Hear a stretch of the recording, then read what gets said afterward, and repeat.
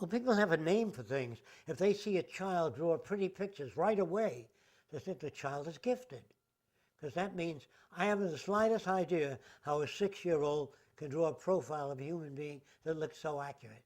That's what they're saying when they say he's gifted. I have no idea of how that occurs.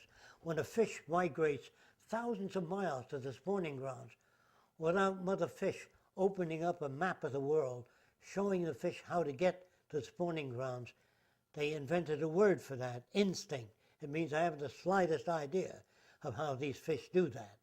Instinct is a dead word. Noise tells us nothing.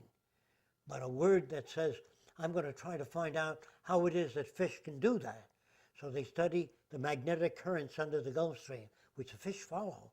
Once you begin to know that birds can follow Earth's magnetic currents, because if you strap a small magnet to a bird's head, he doesn't migrate, becomes confused.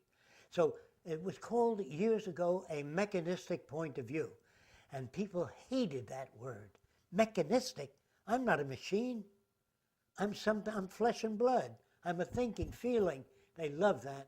And they moved away from the mechanistic point of view, which hurt society no end. It's a mechanistic point of view. All that it says is, look, you can't roll your eyes to the right unless there's a muscle and the nerve cells that feed that muscle. You can't twist your arm unless muscles run in that direction. That's all that a mechanistic point of view stated, that nothing occurs. The mechanist also stated this, that nothing is self-activating. That's the most difficult thing for people to grasp. Trying to simplify that, a sailboat cannot sail. It is moved by the wind. A plant cannot grow. All that's nonsense. Still exists today. A plant requires warmth, temperature, moisture, gravity. All of those things are, although you don't see the connection, they're all connected. That living beings do not acquire knowledge or information through ethereal means. They acquire it by banging their head against a wall, slipping on ice, then they design anti-slip systems. First you have to slip on the ice.